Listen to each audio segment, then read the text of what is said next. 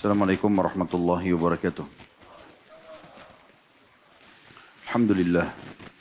Selalu saja lisan kita memuji Sang Pencipta Allah. Termasuk Allah mudahkan kita untuk hadir malam ini di majelis ilmu, menghadiri sholat berjamaah maghrib dan juga insya Allah menunggu isya. Ini semua taufik dari Allah Subhanahu wa taala. Kalau Allah tidak inginkan, tidak izinkan, maka tentu tidak akan mungkin kita berkumpul. Maka ini sebuah nikmat yang perlu kita syukuri. Semoga Allah tambah ini menjadi tambahan amal kita pada hari kiamat. Dan semoga seluruh amal yang pernah kita kerjakan sampai menjelang ajal nanti yang kita kerjakan juga diterima dengan pahala yang sempurna. Dan juga semoga semua dosa kita dimaafkan oleh Allah Subhanahu wa taala. Dan lisan kita selalu mengucapkan alhamdulillah ala kulli hal. Segala puji bagi Allah atas segala keadaan. Juga kita menjadikan salam hormat kita, salawat dan taslim kepada Nabi besar Muhammad sallallahu alaihi wasallam sebagaimana Allah telah memerintahkan kepada kita dan juga sebagai bentuk cinta kita kepada manusia terbaik ini. Lanjutkan bahasan dosa-dosa besar. Semoga Allah selamatkan kita dari semuanya. Malam ini insya Allah kita akan bahas tentang masalah ingkar janji. Sebenarnya teman-teman sekalian di bahasan kitab Al-Kabair Imam Az-Zahabi rahimahullah sudah pernah ada bahasan tentang jangan jadikan orang munafik sebagai tuan. Dan itu sudah pernah kita singgung dari ciri-ciri mereka, masalah mengingkari janji, juga mereka mengkhianati amanah dan kalau berkata dusta, tetapi itu secara global. Dan saya temukan dalam buku ini ada juga judul khusus yang ditulis oleh Syekh Muhammad bin Abdul Wahhab. Beliau menulis judul khusus bab maja fi ikhlafil wa'ad. Bab penjelasan tentang menyelisihi janji. Perlu kita sampaikan dalam mukaddimahnya dulu teman-teman sekalian. Kalau seorang muslim selalu tepat janji, jujur, amanah. Dan itu menjadi simbol semua yang syahadat. Tidak terkecuali. Apakah dia turunan Arab, Melayu, orang bule.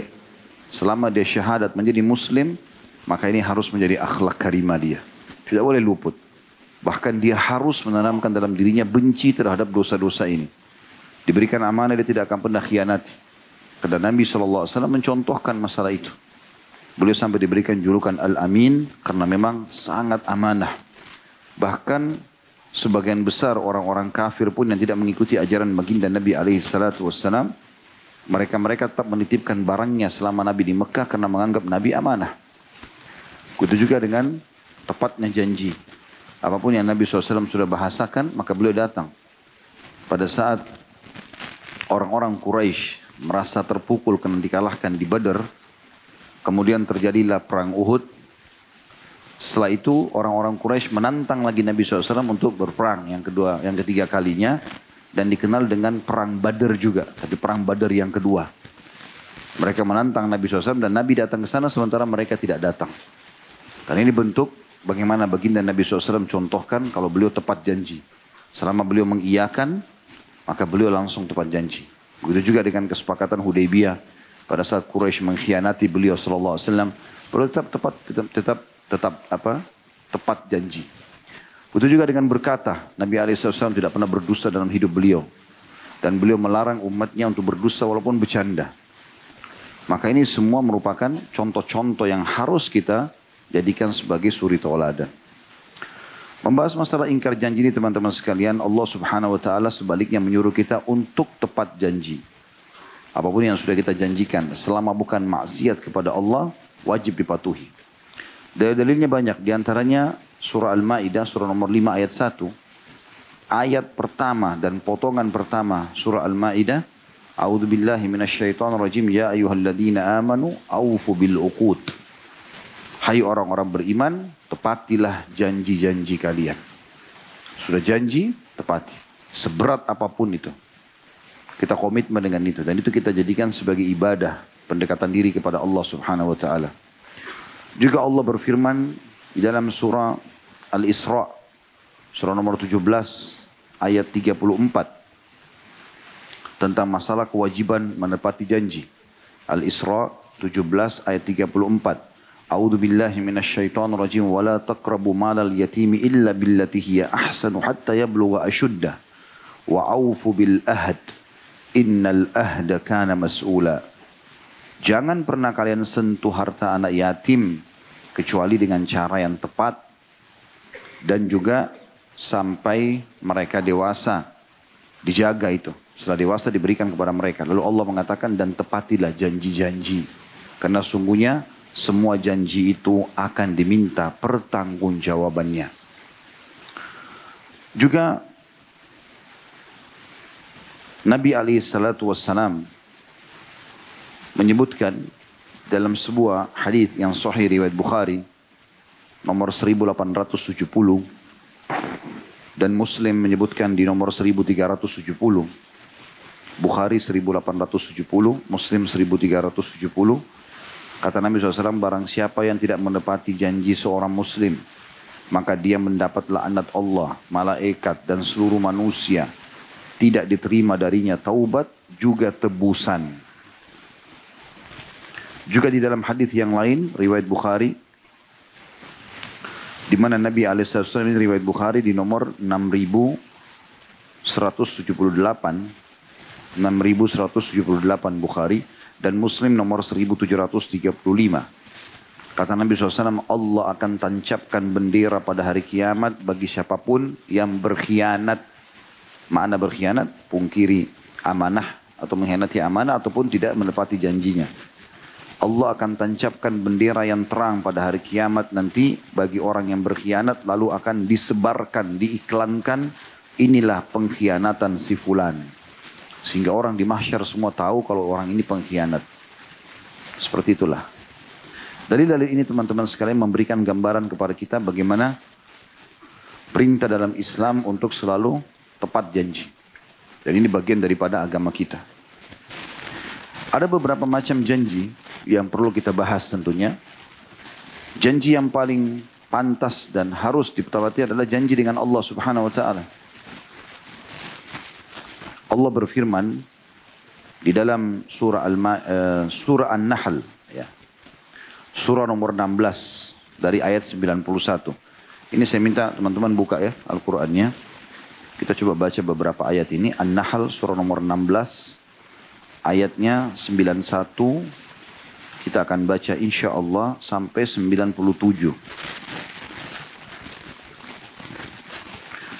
A'udzubillahi minasyaitonirrajim. An-Nahl 16 ayat mulai dari ayat 91. Wa'aufu bi'ahdillahi idza ahadtum wa la tanqudul aymana ba'da tawkidiha wa qad ja'altumullaha 'alaikum kafila innallaha ya'lamu ma taf'alun. Dan tepatilah perjanjianmu dengan Allah apabila kamu berjanji. Jadi misal orang, ya Allah yang benar saya akan tobat, saya akan perbaiki, saya kalau sembuh akan membayar ini dan itu. Janji kepada Allah SWT. Maka tepatilah perjanjian itu. Dan jangan kamu membatalkan sumpah-sumpahmu. Demi Allah saya akan kerjakan begini, demi Allah saya akan bayar begini, demi Allah saya tinggalkan begini. Allah bilang tepati semua. Jangan batalkan sumpah-sumpah itu. Sesudah meneguhkannya, setelah kau ucapkan itu. Gak ada lagi kita jilat dulu kita kembali sebagai seorang muslim. Sekali iya, iya. Apapun resikonya, kecuali haram. Haram kita batalkan. Karena kata Nabi SAW, siapa yang bernazar, sesuatu yang Allah bolehkan, dia jalankan. Dan siapa yang bernazar pada apa yang Allah haramkan, dia batalkan. Lalu Allah mengatakan, sedang kamu telah menjadikan Allah sebagai saksimu terhadap sumpah-sumpahmu itu. Sesungguhnya Allah mengetahui apa yang kau perbuat. Ayat 92-nya. وَلَا تَكُونُوا كَالَّتِي نَقَضَتْ غَزْلَهَا مِنْ بَعْدِ قُوَّةٍ أَنْكَاثًا تَتَّخِذُونَ أَيْمَانَكُمْ دَخَلًا بَيْنَكُمْ أَنْ تَكُونَ أُمَّةٌ هِيَ أَرْبَ مِنْ أُمَّةٍ إِنَّمَا يَبْلُوكُمُ اللَّهُ بِهِ وَلَيُبَيِّنَنَّ لَكُمْ يَوْمَ الْقِيَامَةِ مَا كُنْتُمْ فِيهِ تَخْتَلِفُونَ.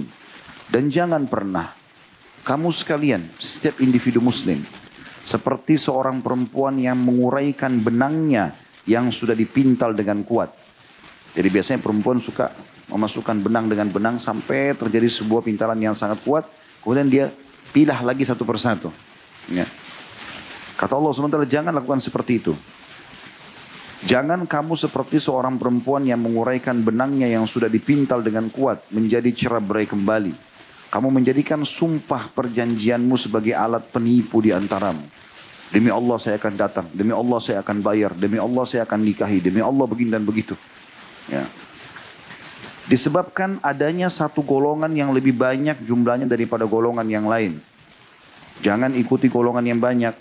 Karena bukan berarti banyak itu berarti banyak, berarti benar juga, belum tentu. Lalu dikatakan, dan sesungguhnya Allah hanya menguji kamu dengan hal itu.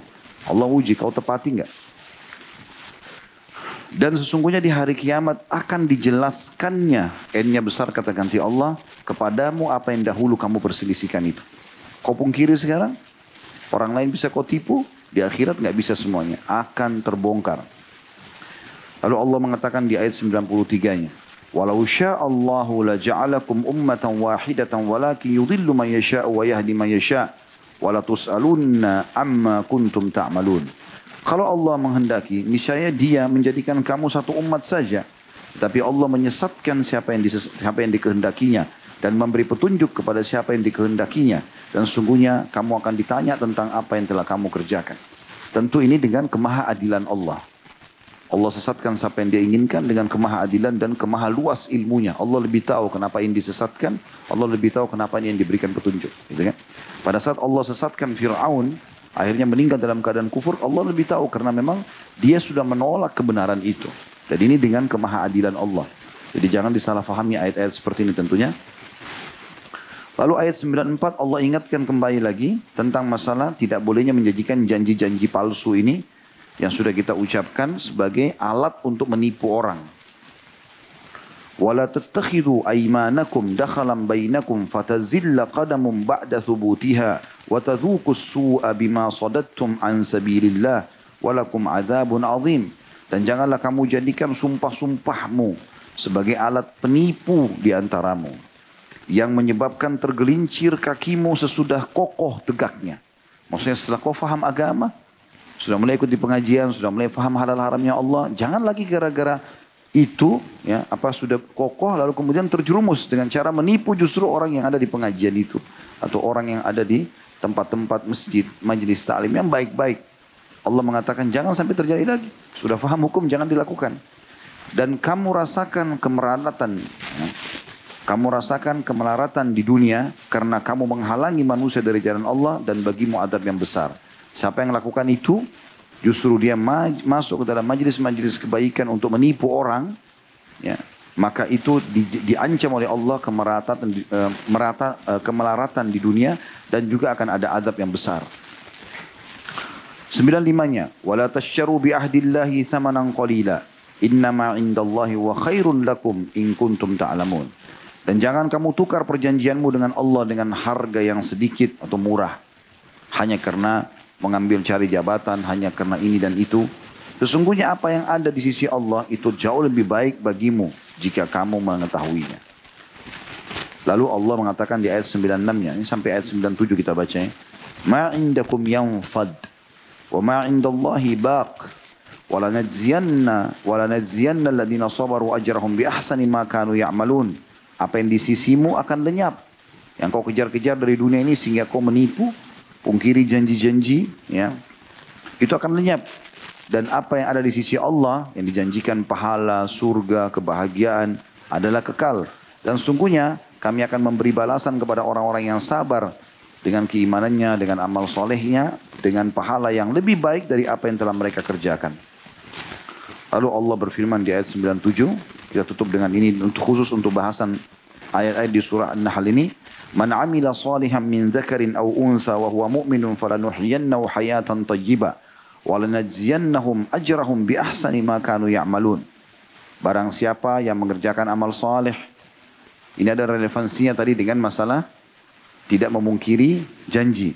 Nah, ayat-ayat ini rentetannya bersambung dengan dari awal tadi yang kita bacakan.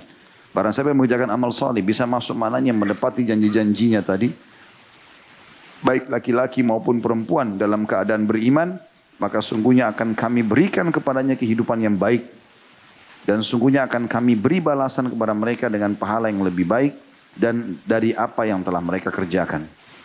Teman-teman kalau lihat bahasa Arabnya situ, falanuhyiyannahu hayatan thayyibah. Ya, kami pasti hidupkan mereka dengan kehidupan yang thayyibah. Jadi orang Arab itu menggunakan bahasa thayyib ini kalau betul-betul misalnya contoh makanan. Kalau makanan itu sudah wangi, warnanya bagus, penataannya bagus, ya. Orang yang memberi juga ramah, segala macam. Maka orang Arab menggabungkan di satu kalimat, thayyib. Ya. Kalau orang itu sudah tampan, sudah cantik, bersih, rapi, dermawan, ini, itu. Orang bilang, orang Arab mengatakan, hadha rajul thayyib, ini orang baik. Makanya Nabi SAW mengubah Madinah dari nama Yathrib menjadi Taba atau Tayyibah. Karena dianggap semuanya kebaikan di kota Madinah itu. Semuanya keberkahan. Karena Nabi SAW menghabiskan akhir masa hidup beliau 10 tahun terakhir. Begitu juga kesempurnaan Al-Quran turun semuanya di kota Madinah. Belum lagi penduduknya semua dikenal dengan Ansar atau pendukung Nabi SAW. Seperti itulah. Ini dalil berhubungan dengan masalah menepati janji Allah Subhanahu wa taala, ya. Yang paling banyak ditegur oleh Allah Subhanahu wa taala berhubungan dengan masalah perusakan janji dengan Allah ini adalah orang-orang kafir dan orang-orang munafik. Kalau orang-orang kafir yang Allah kasih contoh dalam Al-Quran adalah Bani Israel misalnya. Allah sebutkan di dalam surah Al-Baqarah ayat 40. Surah nomor 2 ayat 40. Bunyinya, ya Bani Israel adhkuru ni'mati allati an'amtu alaikum wa awfu bi ahdi ufi bi ahdikum wa iyaya farhabun. Hai Bani Israel, ingatlah nikmat-nikmat yang aku limpahkan kepadamu. Dan tepatilah janji kalian kepadaku, aku akan tepati janjiku pada kalian. Dan hanya kepadakulah kalian harusnya takut. Jadi janji-janji seperti ini harus diikuti karena Bani Israel pada saat Allah Subhanahu wa taala selamatkan mereka dari kejaran Firaun, lalu Allah Subhanahu wa taala berikan semua yang mereka mau. Termasuk waktu itu mereka berkeluh kesah, minta makanan, dan minta makanan tidak tanggung-tanggung, minta makanan dari langit. Allah turunkan buat mereka namanya al-manna was-salwa. Makanan yang manis, yang banyak campuran kacang-kacangnya, nyaman, enak, turun dari langit setiap hari mereka lihat. Ternyata mereka bukannya bersyukur. Mereka malah minta kepada Musa alaihissalam, minta kepada Allah agar diganti itu dengan bawang putih, bawang merah, semua yang dikeluarkan dari tanah. Maka Nabi Musa bilang, kenapa kalian meminta sesuatu yang jelas, minta digantikan sesuatu yang lebih baik kepada sesuatu yang tidak baik, kurang baik gitu. Tapi mereka seperti itu. Terus saja mereka membuat masalah-masalah sehingga Allah Subhanahu wa taala mengutuk sebagian besar mereka. Gitu kan? Begitu juga dengan sikap Fir'aun tentunya yang Allah ceritakan dalam Al-Quran banyak cerita bagaimana Fir'aun memungkiri janjinya. Jadi pada saat didakwahi oleh Musa AS dia nggak mau dengar, Fir'aun nggak mau dengar. Lalu Allah datangkan masalah-masalah besar. Yang pertama datang banjir. Banjir besar menimpa seluruh wilayah Mesir pada saat itu. Dan mereka tidak bisa sama sekali menghilangkan banjir itu. Karena waktu itu istana Fir'aun berada di sebelah sungai Nil. Makanya dia mengatakan, wahadil anharu tajri min tahti. Inilah lihat air ini mengalir di bawah kakiku. Untuk mengajak kaumnya supaya beriman kepada dia sebagai Tuhan. Ada banjir besar. Setelah mereka musyawarah Fir'aun sama para penasihat-penasihatnya, bagaimana caranya nih? Maka mereka mengatakan, coba kita minta kepada Musa. Mungkin Tuhannya Musa bisa hilangkan ini. Banjir mengganggu kita. Karena kita sudah coba segala macam cara, nggak bisa. Memang Sungai Nil dan Laut Merah, dua-duanya menghimpit Mesir, meluap.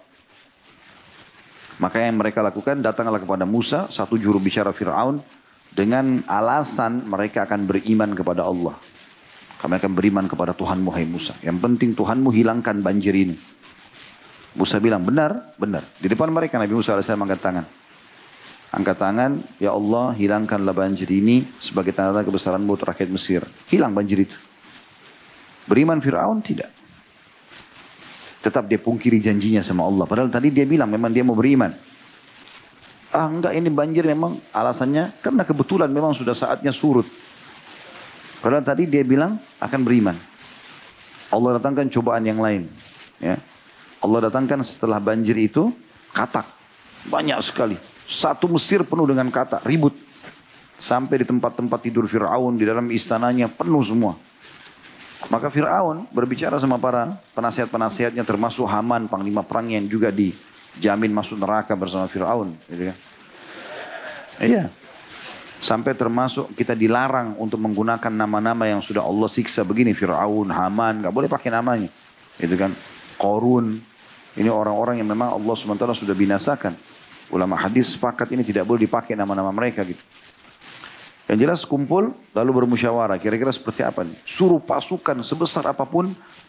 Banyak pedang yang dipakai, anak panah, tapi lawan kata. Dibunuh satu muncul 100 ekor. Nggak bisa. Penuh semua, ribut. Mereka nggak bisa tidur. Tanda-tanda kebesaran. Tujuannya hanya untuk beriman kepada Allah. Musyawarah lagi. Mau menipu lagi. Dalam majelisnya itu Fir'aun bilang lagi. Apa ini solusinya? Kata penasihatnya, nggak ada cara lain. Minta pada Musa.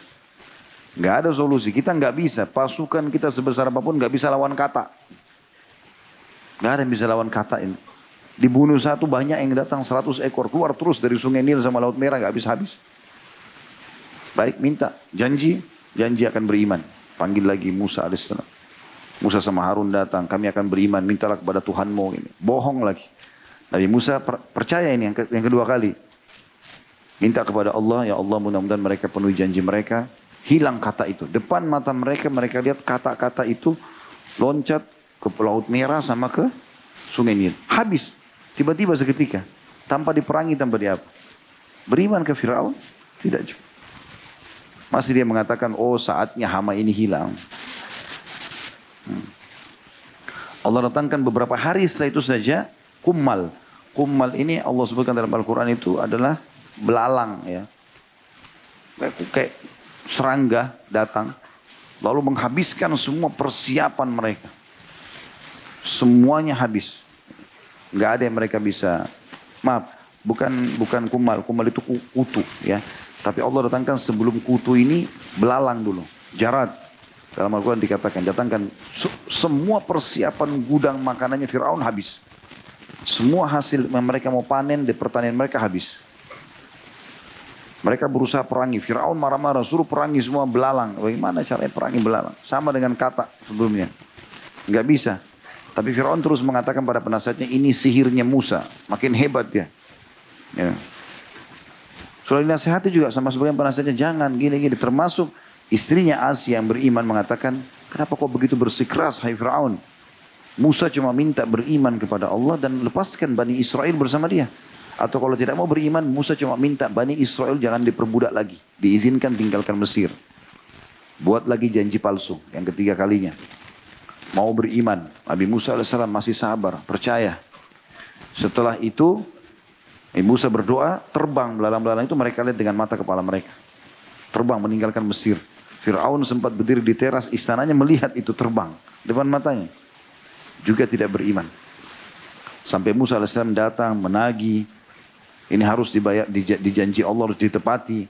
Maka penasihatnya Musa mengatakan, Fir'aun bilang sabarlah Musa. Kita coba, kalau Bani Israel sekarang kita lepaskan bersama kamu. Nanti akhirnya Mesir kosong, nggak ada yang bekerja. Orang-orang Mesir tidak biasa bekerja.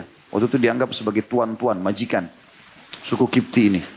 Tunggu dulu sampai semua lambung-lambung makanan kami penuh. Baru kemudian kami coba melepaskan Bani Israel.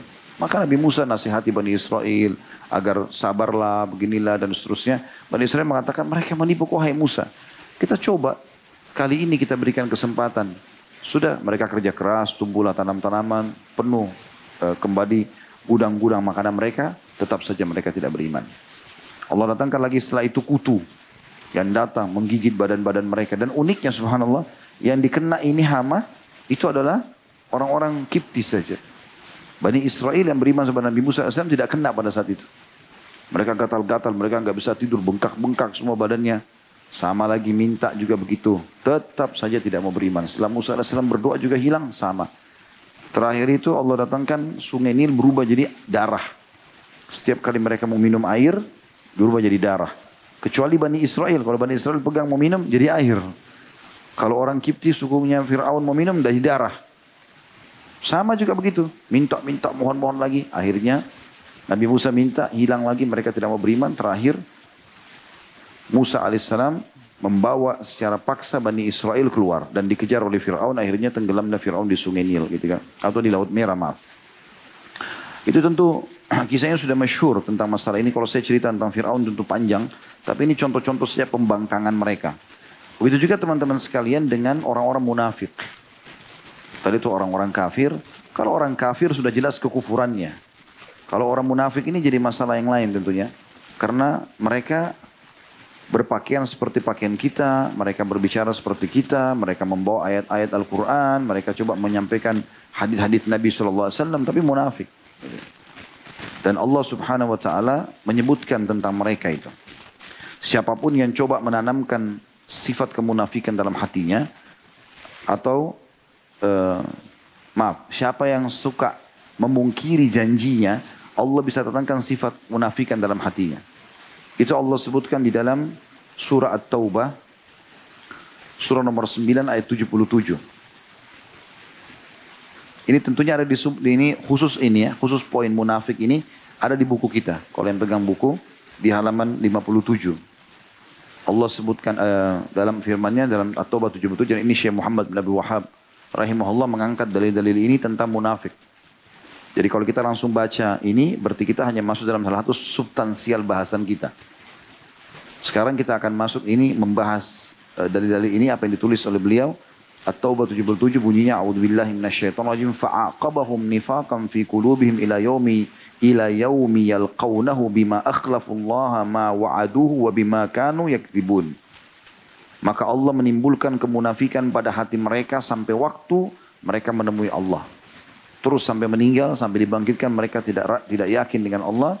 Karena mereka telah memungkiri terhadap Allah apa yang telah mereka janjikan kepadanya. Dan juga karena mereka selalu berdusta. Jadi janji-janji saja. Iya saya akan beriman, iya akan saya jalankan dan seterusnya. Tapi ternyata semuanya dusta. Gitu. Dan juga sudah masyhur sekali hadis Nabi SAW. Di situ ada disebutkan setelahnya oleh penulis hadis Bukhari Muslim. Dari Abu Hurairah radhiyallahu anhu bahwasanya Rasulullah SAW bersabda ayatul munafiki thalath. Idza haddatsa kadzab wa idza wa'ada akhlaf wa idza tumina khan. Tanda-tanda orang munafik ada 3. Jika berbicara berdusta, jika berjanji menyelisihi, jika diamanahi berkhianat. Siapa yang punya salah satu sifat ini berarti ada tanda-tanda kemunafikan padanya, tapi belum divonis dia munafik. Dia mendekati sikap-sikap orang munafik karena mereka pasti dusta. Kalau berbicara, mereka pasti pungkiri janji. Kalau berjanji, mereka pasti khianat kalau diberikan amanah. Itu sifat orang munafik.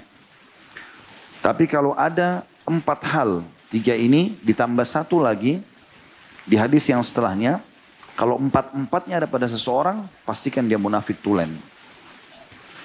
Ya, begitu kata Nabi SAW. Perhatikan hadis setelahnya dari Ibnu Amr, Abdullah bin Amr radhiyallahu anhu secara marfu, arba'un man kunna fihi kana munafikan khalisa. Wa man kanat fihi khasratun minhunna kanat fihi khasratun minan nifaqi hatta yada'aha. Idza tumina khan wa idza haddatsa kadzab wa idza ahada ghadar wa idza khasama fajar. 4 perangai, 4 hal, barang siapa perangai-perangai itu ada padanya, 4-4-nya ada sama dia, maka dia adalah seorang munafik yang tulen. Maknanya sampai dia tobat, dipastikan dia munafik. Dan barang siapa yang ada padanya salah satu dari perangai itu, maka berarti ada padanya salah satu dari perangai kemunafikan. Belum munafik, tapi salah satunya sifat kemunafikan sudah ada padanya. Kalau 4-4 berkumpul, pasti dia munafik. Nabi SAW suruh kita menegaskan masalah itu. Dikatakan sampai dia meninggalkannya, taubat. Yang pertama, jika diberi amanah berkhianat. Ya. Subhanallah, ada banyak ini yang terjadi. Di kantor-kantor, di mana-mana terjadi ada orang begini. Bahkan berkumpul padanya 4-4 ini. Diberikan amanah, khianat. Amanah jam kerja, amanah perangkat-perangkat kantor, amanah macam-macam. Sampaikan apa, beli ini, beli itu. Dan segala macam hal dikhianati. Jika berbicara berdusta, suka membolak-balikkan. Fakta ini, fakta itu, dusta. Jika mengadakan perjanjian, melanggar. Ya. Dan ini sudah masyhur tentunya yang kita sedang bahas perjanjian, janji apapun. Saya akan kerjakan, saya akan lakukan, saya akan begini, saya akan beri. Dan jika ini tambahannya, jika berselisih melampaui batas. Kalau dia khilaf dengan orang, maka dia berusaha mencari 1001 jalan untuk mencelakakan rivalnya. Walaupun dia salah. Maka itu diistilahkan dengan wa idza khasama fajar. Kalau dia berbuat, ya, berdebat, berselisih, maka dia fajar, berbuat kecurangan. Dia berusaha mencelakakan orang yang membongkar kedoknya ataupun memberikan atau mengingatkan dan seterusnya. Seperti itulah. Dan hadis ini riwayat Bukhari nomor 34, Muslim nomor 58. Ya. Ini tentu yang paling menonjol yang dibahas oleh penulis tentang masalah pengkhianatan itu. Ya. Kemudian juga ada pengkhianatan yang kedua, macamnya adalah pengkhianatan terhadap Nabi SAW. Ya. Sebenarnya kalau mengkhianati Allah, berarti juga mengkhianati Nabi SAW. Tapi saya coba pisahkan di sini untuk lebih jelas secara contoh saja. Sebenarnya Allah dan Rasulnya satu ya. Gitu. Seperti misalnya pengkhianatan Quraisy di kesepakatan Hudaybiyah. Nabi SAW sudah tulis kesepakatan 10 tahun tidak boleh ada peperangan. Ya. Pada saat itu suku Bakr bergabung dengan Quraisy sebagai sekutu. Suku Khuza'ah bergabung dengan Muslimin. Siapa yang diganggu sekutunya berarti mengganggu sekutu yang lain. Jadi misalnya ada yang mengganggu suku Khuza'ah, walaupun bukan Muslimin yang diserang, berarti sudah mengkhianati dan melanggar akad ini. Gitu kan? Nah ternyata teman-teman sekalian orang-orang Quraisy lakukan itu. Rupanya suku Bakr yang menjadi sekutu mereka sudah bertahun-tahun berperang sama suku Khuza'ah. Waktu terjadi kesepakatan damai 10 tahun antara Muslimin sama Quraisy, suku Khuza'ah bergabung dengan Muslimin dan suku Bakr bergabung dengan Quraisy, maka suku Khuza'ah masuk ke Mekah udah nggak pakai pedang lagi. Biasanya mereka bawa pedang, berhati-hati. Dan selama ini selalu mereka menang melawan suku Bakr. Maka kepala suku Bakr berkhianat. Dia lihat ada salah satu dari suku Khuza'ah yang tawaf tanpa membawa pedang, dia bilang sama orang-orang Quraisy, saya mau kalian bantu saya, kita khianati saja. Kita ingkari janji kita pada Muhammad. Ini kesempatan, selama ini kami nggak pernah menang. Sekarang mereka masuk tanpa senjata. Saya mau membunuh mereka. Maka Quraisy berbeda pendapat. Ada yang mengatakan oke, kita dukung, ada yang mengatakan tidak. Nah, di antara yang dukung mereka adalah Ikrimah bin Abi Jahal ya, dan beberapa tokoh-tokoh Quraisy didukung. Akhirnya mereka membunuh suku-suku Khuza'ah di dekat Ka'bah. Ternyata berita ini sampai kepada Nabi SAW. Nabi terima wahyu. Quraisy kila belum sampai, gitu kan, kepada Nabi SAW. Maka mereka mengutus Abu Sufyan datang ke Madinah. Cerita yang pernah saya sampaikan dulu. Abu Sufyan datang ke Madinah lalu kemudian ditolaklah ya, pembaharuan. Dia minta agar diperbaharui 10 tahun lagi akad baru. Tapi Nabi SAW tolak. Nabi mengatakan kami tidak akan pernah mengungkiri perjanjian kami. Tidak akan pernah membatalkan perjanjian selama memang kalian tidak berkhianat. Maka pada saat itu pun mereka berkhianat. Dan akhirnya Nabi SAW memerangi Quraisy karena itu. Begitu juga dengan 3 suku Yahudi yang sudah sering kita sampaikan. Qainuqa, Nadir dan Quraidah. 3-3-nya ini telah berkhianat kepada Nabi SAW. Kalau Qainuqa berkhianat karena Nabi SAW sepakat untuk tidak saling mengganggu. Ternyata ada satu perempuan muslimah lagi belanja di pasar mereka. Lalu pemilik toko minta agar dibuka cadarnya, tapi muslimah ini tidak mau. Pada saat duduk ditaruhlah besian tajam di kursinya, di tempat duduk. Lalu pada saat perempuan ini berdiri terbuka auratnya. Lalu mereka tertawa-tawa. Maka datang seseorang sahabat yang lewat di situ, menghenuskan pedang, dibunuhlah si pemilik toko. Rupanya si sahabat ini dikeroyoki oleh orang-orang Yahudi di pasar. Muslimah ini pulang melapor kepada Nabi SAW. Lalu Nabi menerima wahyu kalau itu benar. Nabi langsung kepung suku Qainuqa, minta orang-orang yang membunuh muslim tadi dalam toko itu. Mereka nggak mau maka diusir dari Madinah. Karena mereka di sini membatalkan perjanjian mereka. Mereka bukan tidak boleh menyerang tapi mereka menyerang. Begitu juga dengan suku Nadir yang berusaha membunuh Nabi SAW dengan melempar batu dari atas rumah. Maka Nabi SAW dapat wahyu lalu Nabi pulang ke Madinah. Bentuk pasukan mengepung suku mereka. Pemukiman mereka lalu minta itu yang di atas rumah yang mau lemparin batu saya tadi serahkan. Mereka tidak mau maka dikepung. Akhirnya rumahnya menjadi harta rampasan perang. Begitu juga dengan Quraisy yang berkhianat pada saat perang Ahzab. Jadi ada pengkhianatan yang terjadi pada Nabi SAW. Tentu ini secara interaksi Nabi SAW sama orang-orang kafir ya. Begitu juga dengan kaum munafikin. Mereka banyak sekali memungkiri janji-janji Nabi SAW, mereka sudah berjanji mau beriman, mereka berjanji mau ikut perang. Waktu perang Uhud, mereka keluar, ternyata 300 orang mereka pulang, meninggalkan pasukan muslimin. Dan banyak sekali yang mereka lakukan, sebarkan isu macam-macam gitu. Kemudian juga mereka selalu kalau ditanya, kami cuma bercanda, kami cuma main-main, kan cuma bercanda, masa dimarahin gara-gara itu gitu. Sampai akhirnya turun firman Allah Subhanahu wa taala dalam surah At-Taubah, "Qul abillahi wa ayati wa rasuli kuntum tastahzi'un, la ta'tadhiru qad kafartum ba'da imanikum." Apakah kepada Allah, Rasulnya dan kitabnya kalian berolok-olok, maka jangan minta maaf, kalian telah kufur setelah kalian beriman. Itu juga dengan teman sekalian tentang yang ketiga, ingkar janji muslim ya, kepada muslim yang lain. Ini tidak boleh. Beranjak daripada hadis tadi yang kita bacakan di awal, riwayat Bukhari Muslim itu. Kata Nabi SAW, barang siapa yang tidak menepati janji seorang muslim, dia udah janji, maka dia mendapat laknat Allah, diangkat berkah hidupnya, malaikat dan seluruh manusia.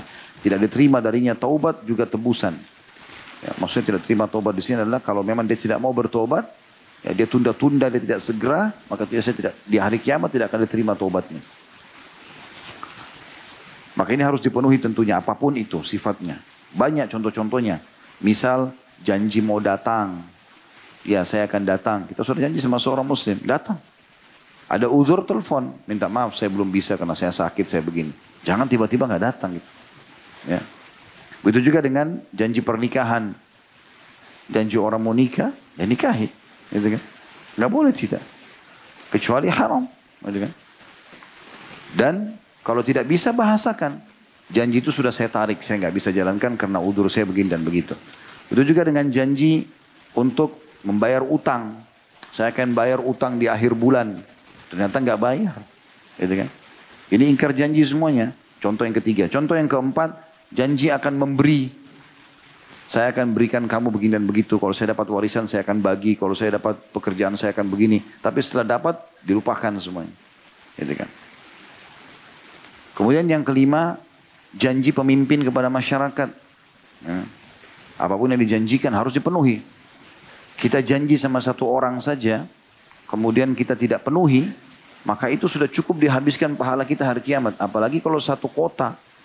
Satu negara, banyak sekali. Saya akan lakukan begini dan begitu. Ternyata nggak dilakukan. Dan itu, ini bahaya sekali.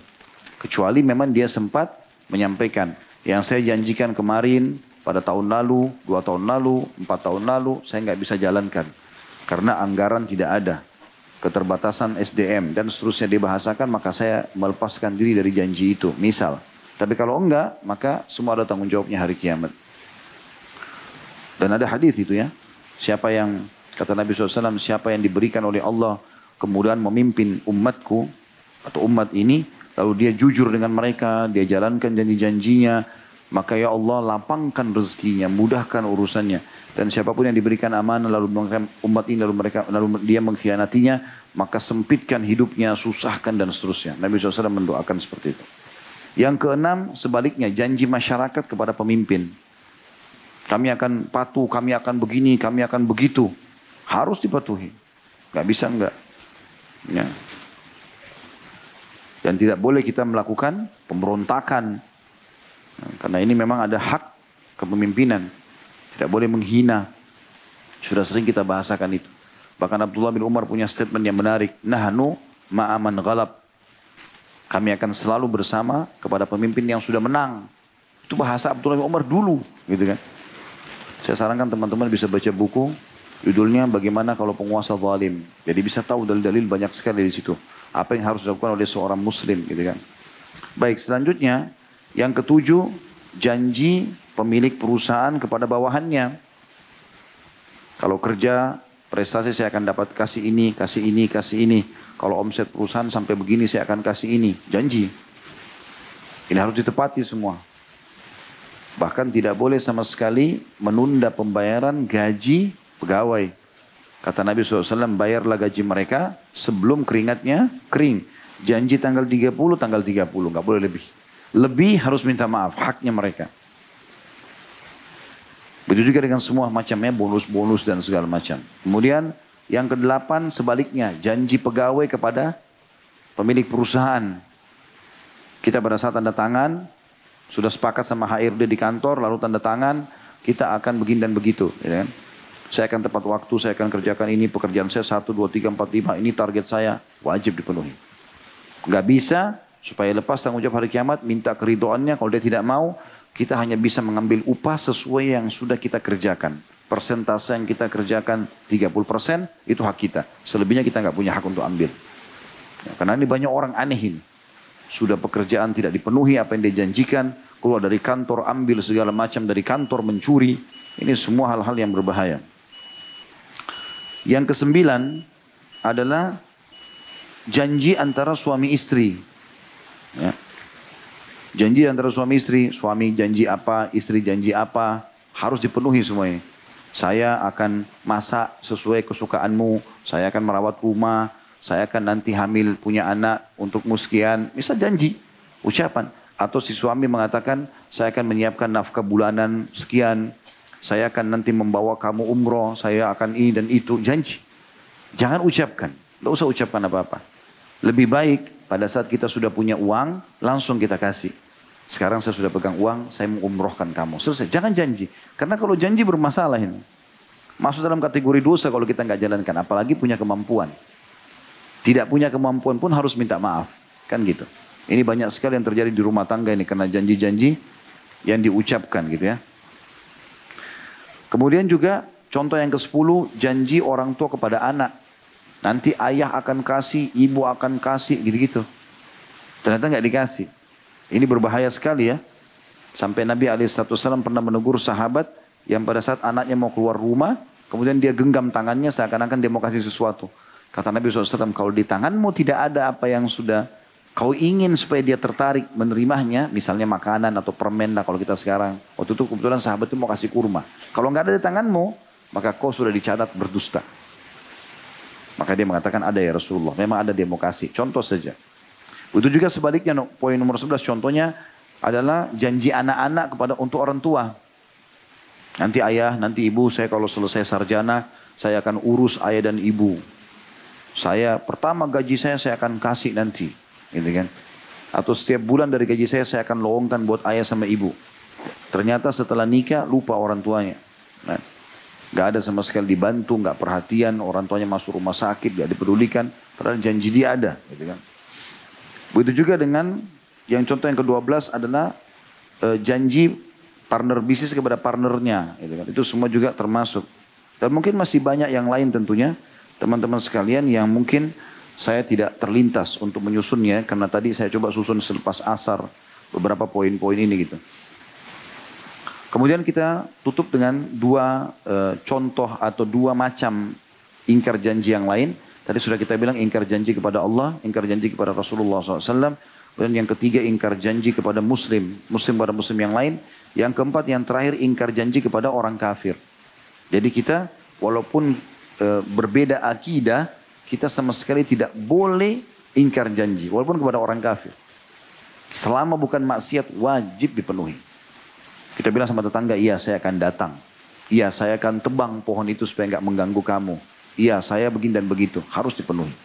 Termasuk teman-teman sekalian perjanjian yang wajib kita hati-hati sekali adalah tidak boleh mengganggu dan menumpahkan darah kafir mu'ahad. Ini sebagai penutup ya. Siapa tuh kafir mu'ahad dari kata-kata ahad? Perjanjian. Gitu kan? Kata Nabi SAW, man qatala mu'ahadan lam yarih raihatal jannah. Wa inna riha latujatu min masirati arba'ina ama riwayat lain kharifa. Siapa yang membunuh kafir mu'ahad. Mu'ahad artinya orang kafir ditinggal di negaranya. Tapi punya kesepakatan perjanjian damai dengan negara Islam. Gak boleh diganggu. Kata Nabi SAW, siapa yang bunuh orang kafir dalam perdamaian. Maka dia tidak akan mencium bau surga. Si muslimnya. Dan ketahuilah bau surga tercium dari jarak 40 tahun. Jadi kafir dibagi 3. Ada kafir ya, mu'ahad. Orang kafir yang punya perjanjian perdamaian dengan muslimin, ini nggak boleh diganggu sama sekali sampai mereka mengkhianati itu. Itu pun pemimpin kita yang menunaikan atau memerintahkan untuk menyerang misalnya. Kalau nggak boleh. Yang kedua kafir dhimmi, orang kafir yang tinggal di bawah pemerintah muslim. Ini juga nggak boleh diganggu. Kata Nabi SAW, man ada dhimmiyan kuntu lahu khasiman yawmal qiyamah. Siapa yang menyakiti dhimmi, dia akan jadi musuhku hari kiamat. Jadi kita nggak boleh ganggu. Sama-sama warga negara Indonesia, kita harus menghormati mereka. Masalah agama, lakum dinukum waliyadin. Tapi masalah sosial, masalah yang lain, ini kita sama-sama semuanya. Tetangga kita buat baik. Kita menjenguk mereka kalau sakit, orang tua kita kafir, kerabat kita tetap silaturahim dan seterusnya. Tinggal yang terakhir, kafir harbi. Orang kafir yang keluar memang dengan senjata untuk memerangi muslimin. Kasus waktu orang Quraisy datang ke Badr. Orang Quraisy keluar ke Uhud, menyerang Uhud. Datang Ahzab. Mereka datang dengan pasukan perang, lalu kita hadapi mereka. Nah ini mereka boleh dibunuh, boleh diperangi. Tapi Nabi SAW pesankan, Allah memerintahkan kalian berbuat kebaikan dalam setiap keadaan. Kalau kalian bunuh-bunuhlah dengan cara yang baik. Kalau kalian menyembelih dengan cara yang baik. Dan ingat, tajamkan pisau kalian dan tenangkan sembelihan kalian. Ini masalah sembelihan hewan. Kalau manusianya tusuk, selesai. Nggak boleh ada mutilasi, nggak boleh dibakar dan seterusnya. Itu pun di saat kita boleh membunuh. Gitu kan? Seperti itulah. Selama mereka masih minta perdamaian, sudah terjadi peperangan, kita terima. Nabi SAW sudah menang di Khaybar. Tapi Nabi tetap menerima perdamaian sebagian benteng yang tidak mau berperang. Allahu Akbar.